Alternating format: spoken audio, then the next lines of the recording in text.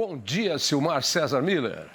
Meu caro Otávio, muitíssimo bom dia. Bom dia aos nossos amigos do canal Terra Viva. Vamos abrindo aí com as cotações para não perder tempo, porque agora tiraram o Bolsonaro das manchetes, porque agora é Elon Musk versus Alexandre de Moraes. Faltava mais nada para acontecer no Brasil. E você viu que a gente tem até espião russo, agora a BIM descobriu lá. Espião russo espionando nos Estados Unidos, eu até consigo entender. Espião americano espionando na Rússia, também consigo entender. São muitos segredos. Vamos saber o que estava isso aqui no Brasil. Mas depois a gente fala disso. Vamos às cotações.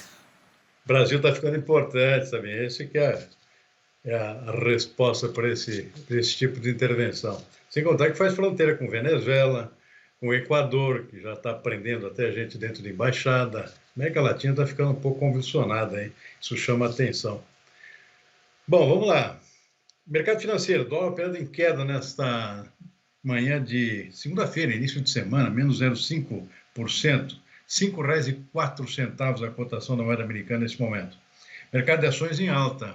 Índice Bovespa na B3 com valorização de 1 ponto percentual. Petróleo em queda no mercado internacional, um pouco de alívio lá nas tensões do Oriente Médio, permite essa queda aqui de 0,7%, 0,8% agora há pouco, para $90,50. Continua acima dos $90, portanto isso ainda continua chamando a atenção para a possibilidade de alguma necessidade de reajuste de preço de combustíveis aqui no Brasil, que estão bastante defasados, na verdade, em relação às cotações do combustível lá fora.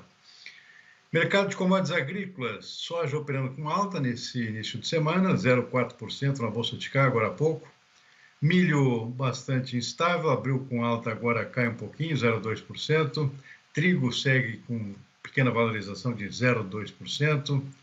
Na Bolsa de Nova York sobe o algodão, 1 ponto percentual. Cacau volta a disparar na Bolsa de Nova Iorquina, 4,5%. Contrário de julho, também se aproximando dos 10 mil dólares, 9.791 dólares a tonelada. Açúcar com queda, 0,9%, café arábica também, 0,4%, suco de laranja caiu 1,3%. Esse é o retrato do mercado neste momento, Tavinho. Mercado que abriu agora há pouco, tem muita coisa pela frente ainda, toda a tarde, portanto, tudo isso ainda pode mudar no decorrer das próximas horas. Mas esse é o retrato do momento aqui no nosso programa. Ok, a piada já está correndo, viu? Diz que o espião russo veio aqui para ver quais são as táticas do Abel Ferreira para ganhar tantos e tantos títulos pelo Palmeiras. Vai levar a tática lá para o Lokomotiv, não é isso? Lokomotiv, um dos times lá da Rússia. Silmar, vamos falar de outros destaques aqui, porque os preços mundiais dos alimentos subiram em março. Os aumentos foram registrados nos óleos vegetais, produtos lácteos e carne, compensando diminuições no açúcar e nos cereais. Depois de 7 meses em queda, o índice de preços dos alimentos medido pela Agência das Nações Unidas para a Agricultura e Alimentação subiu 1,3 ponto em março, na comparação com fevereiro, para 118,3 pontos. De acordo com a entidade, os aumentos ocorreram nos óleos vegetais, produtos lácteos e carnes, que mais do que compensaram as diminuições nos preços do açúcar e dos cereais. Na comparação com março de 2023, o índice apresentou uma queda de 9,9 pontos. O subíndice de óleos vegetais teve média de 130,6 pontos no mês, o maior marco em um ano e um aumento de 9,7 pontos em relação a fevereiro. O indicador de lácteos subiu 3,5 pontos, para 124,2 pontos, marcando o 6º aumento mensal consecutivo em decorrência da procura constante da Ásia por queijo. A demanda por carne de aves e suínos foi a responsável pelo aumento de 1,9 pontos no subíndice de carnes. Segundo a FAO, a pontuação ficou em 113 pontos. Na ponta oposta, os preços dos cereais recuaram em março 3 pontos em relação a fevereiro, para 110,8 pontos. Segundo a FAO, o destaque foram os preços do trigo, que diminuíram pelo 3º mês consecutivo devido ao excesso de oferta no hemisfério norte. Por fim, o indicador de açúcar registrou 133,1 pontos em março, uma queda de 7,6 pontos em relação a fevereiro. Então, Silmar, de modo geral, os alimentos estão caros e as coisas estão caras. Agora, eu pergunto para você, esse índice mundial aí, o Brasil entra, e isso é sazonalidade ou isso influencia também nos nossos preços aqui? Eu fui fazer a feira ontem, eu quase caí de costas. Não tem mamão papaya mais, tem ouro papaya. 3 mamões papaya, cada um desse tamanhozinho assim, por apenas R$20. Se você achar em 3 bancos. Claro que eu não comprei, eu sou doido. Mas aí, o que é? Está exportando todo o mamão papaya do Brasil e não sobrou para os brasileiros? Oh, meu Deus. Mas vamos voltar aos preços mundiais aí, vai. Como é que você vê isso? É bom ressalvar que isso é um balanço mensal, né? Uma média do mês passado, né? E aí os preços, sabe, os preços dos alimentos, das commodities agrícolas em geral, oscilam muito diariamente, até de hora em hora, ou de minuto a minuto, dependendo do produto. Então, tem algumas ressalvas aí. Realmente, alguns produtos voltaram a subir depois de 7 meses de queda, ainda continuam, de qualquer forma, abaixo do ano passado, no mesmo período. E alguns produtos aqui continuam mantendo um comportamento diferente do que esse que foi mostrado no próprio levantamento da FAO. É o caso do açúcar. O açúcar, aparentemente, na média, caiu no mês de março, mas continua alto no mercado internacional, embora com tendência, assim, de uma queda para frente, diante da possibilidade aqui de recuperação de safras na Ásia, por exemplo, mas é bom levar em consideração que no Brasil não. O Brasil, pelo contrário, depois de uma grande safra de cana no ano passado, e consequentemente uma produção recorde de açúcar, com preços altos no mercado internacional, grandes exportações, etc., neste ano vamos ter uma safra menor. O clima não colaborou com a safra de cana deste ano, portanto, ainda pela frente vamos ter a possibilidade de uma produção de açúcar menor, portanto, a tendência do açúcar é manter uma valorização. Caiu um pouco em março, mas vai voltar a subir agora, vai manter o comportamento de alta, ou seja, muito pouca dificuldade de recuo por conta dessa redução da safra brasileira. Por outro lado, carne bovina, sim, continua em queda. A gente viu alta aqui dos preços das carnes de frango e suína, mas a carne bovina não, até porque a gente vê a consequência aqui no preço do próprio boi, né? Que continua embaixo, porque a carne bovina caiu muito no mercado internacional e não está mostrando sinais de recuperação, pelo menos no curtíssimo prazo. Só para dar uma referência aqui, há um pouco mais de um ano atrás, 2022, por exemplo, segundo semestre, estamos com os preços da carne bovina no mercado internacional acima de $6.000 a tonelada. Agora está caindo abaixo dos $4.000. É muita queda, né? Num período tão curto. Então, isso remete à possibilidade de manutenção de preços baixos para a carne bovina, contrariamente a essa tendência que a FAO apontou aqui para a carne de frango e suína, tá vendo? Mas você lembrou bem aí essa questão aí das flutuações de preços de alimentos, às vezes até de hora em hora ou minuto a minuto, dependendo do caso, né? Eu falei do mamão papai aqui na feira, mas na semana passada, por exemplo, sobrava limão siciliano. Limão siciliano que custa uma fortuna. Vai comprar um limão siciliano no supermercado, custa uns R$4. Um limão, Estavam vendendo de bacia na semana passada, acho que deu a produção toda, né? De bacia, todo mundo tinha limão siciliano. A R$5, eu comprei umas 3 bacias de limão siciliano. É pena que não dura para sempre. Agora, a verdura é diferente desses levantamentos aí de commodities em geral também, porque flutua muito. Flutua de hora em hora, inclusive, né? Ou seja, são produtos que não fogem às estatísticas convencionais. Você tem um preço hoje e um preço totalmente diferente amanhã de uma fruta ou de uma verdura. Basta mudar o tempo, com chuva ou menos chuva, mais chuva, a temperatura, tudo muda e é tudo muito localizado. Ou seja, uma coisa que está acontecendo em São Paulo está acontecendo no Rio Grande do Sul e vice-versa.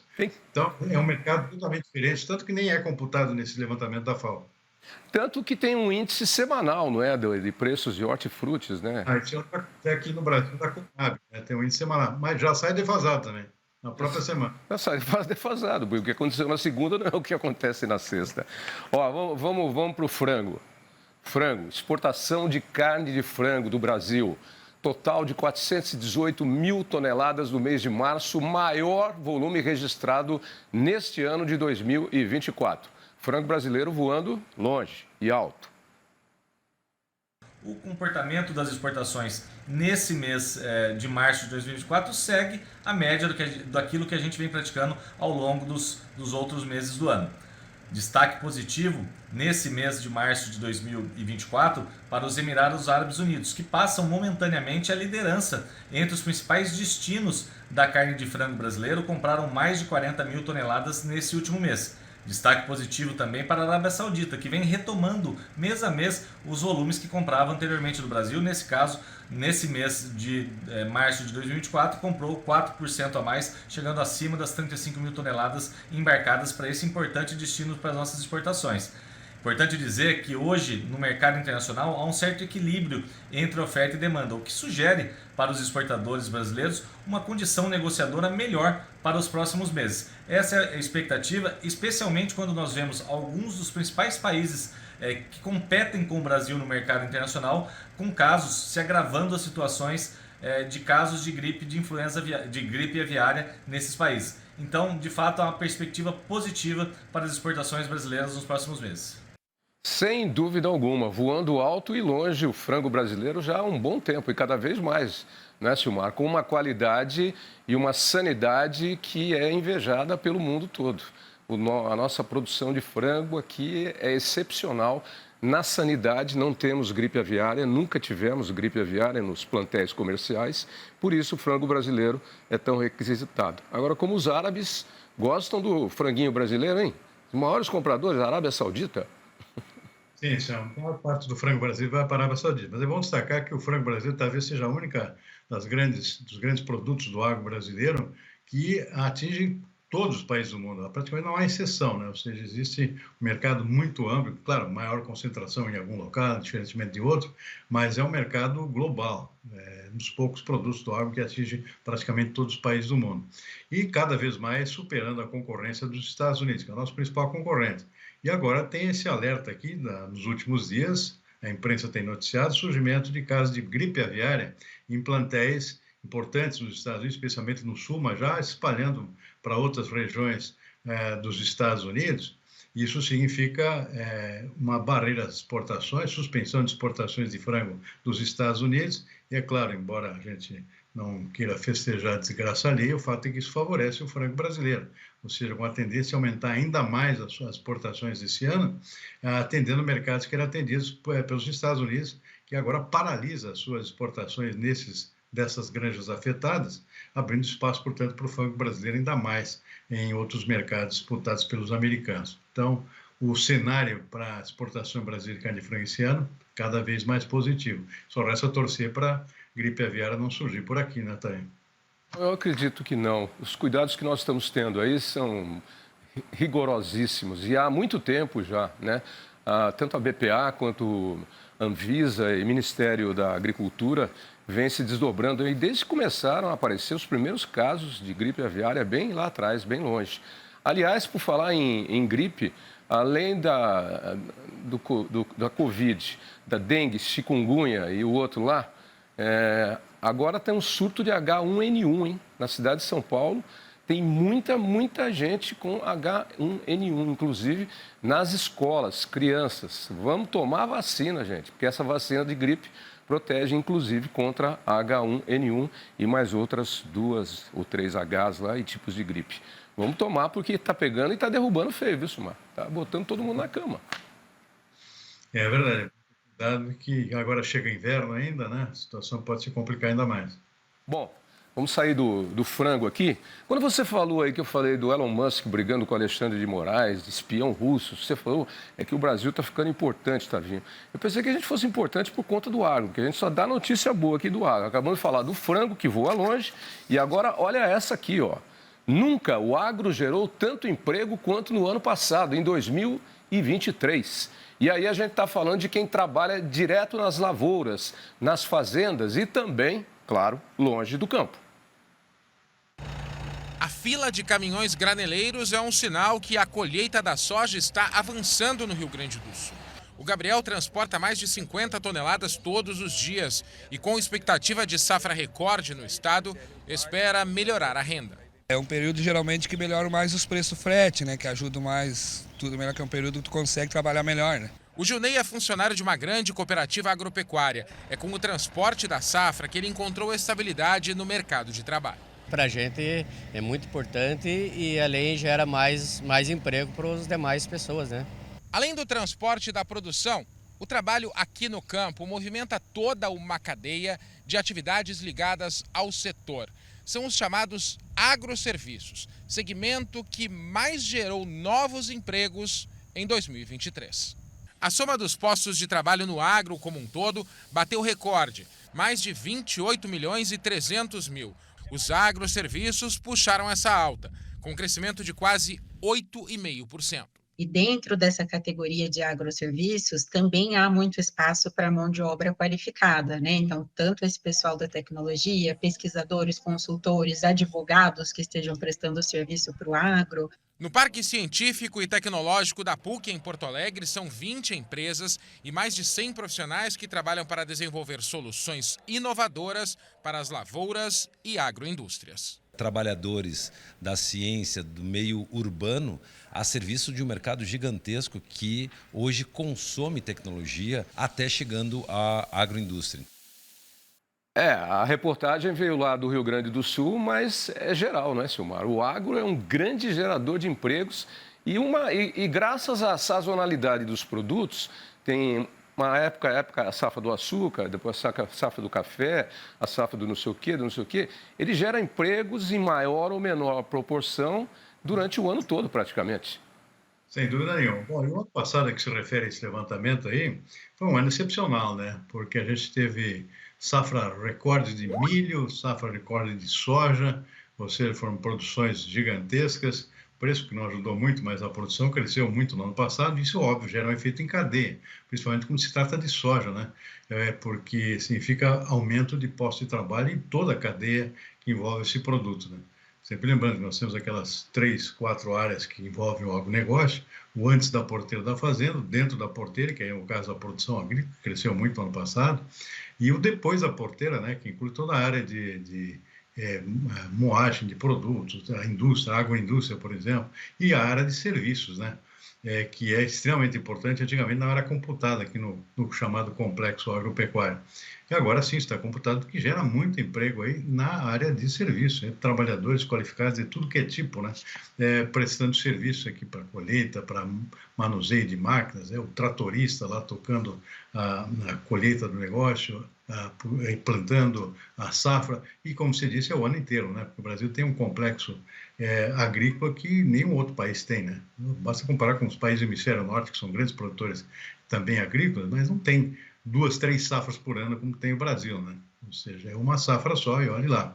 E o Brasil tem essa capacidade de gerar o ano inteiro aqui com produtos que não tem em outros países, porque a gente tem tudo. No país continental, nós temos grãos como tem os Estados Unidos, e tem produtos tropicais, por exemplo, que não tem nos Estados Unidos ou na Europa. É o caso da cana-de-açúcar, por exemplo, do próprio café.